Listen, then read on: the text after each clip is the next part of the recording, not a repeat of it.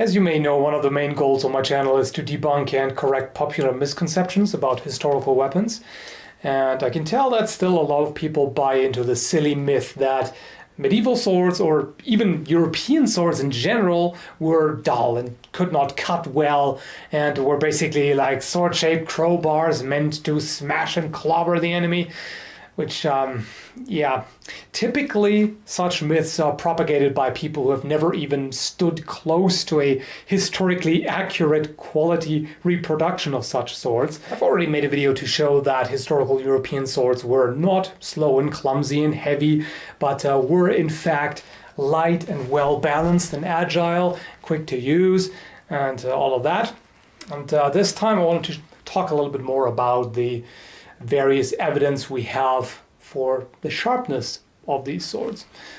First of all, the archaeological evidence. The first example is from the Battle of Wisby in 1361, where Danish forces attacked Gotland. And, there is a lot of skeletal evidence of the injuries from that battle, from the mass graves.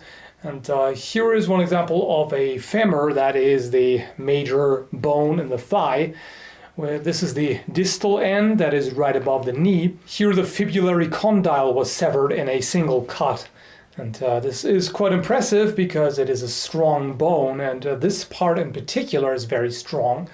And you can also see that this must have been a substantially sharp sword because it actually sliced through it pretty cleanly.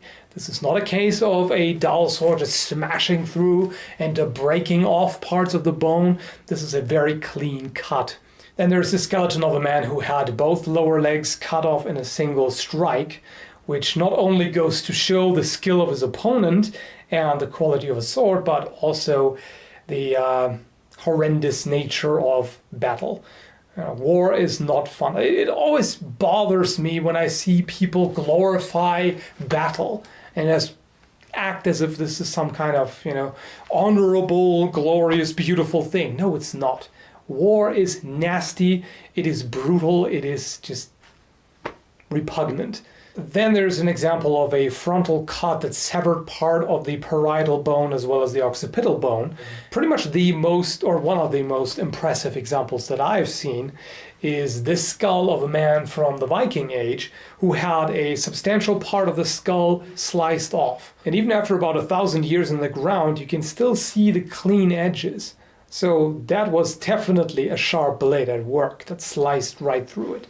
Again, very impressive. And there's also pictorial evidence. We have the fighting manuals, like Hans Talhofer's work from 1459, for instance. He has some pretty gruesome pictures where you have severed heads, severed hands. Definitely not something you could easily achieve with a dull sword. I mean, yes, you can actually, with proper technique, you can actually cut with a dull or semi-dull blade. It is possible. However, it is a lot more difficult, and it's clear from the manuals that a sharp edge on a sword was just common sense at the time. They didn't question that.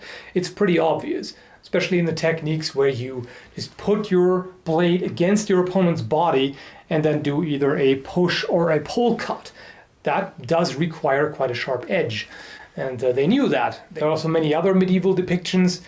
Some of them have to be taken with a grain of salt. At least I find the ones where you see a helmet being either split in two or thrust through by a blade.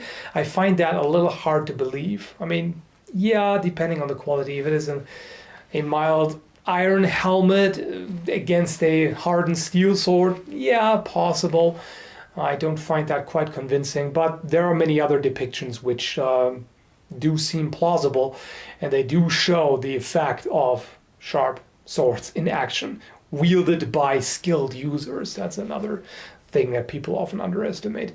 And then you also have the Icelandic sagas, which describe a lot of cases of severed limbs, cut off heads, things of that nature, and head being split in two.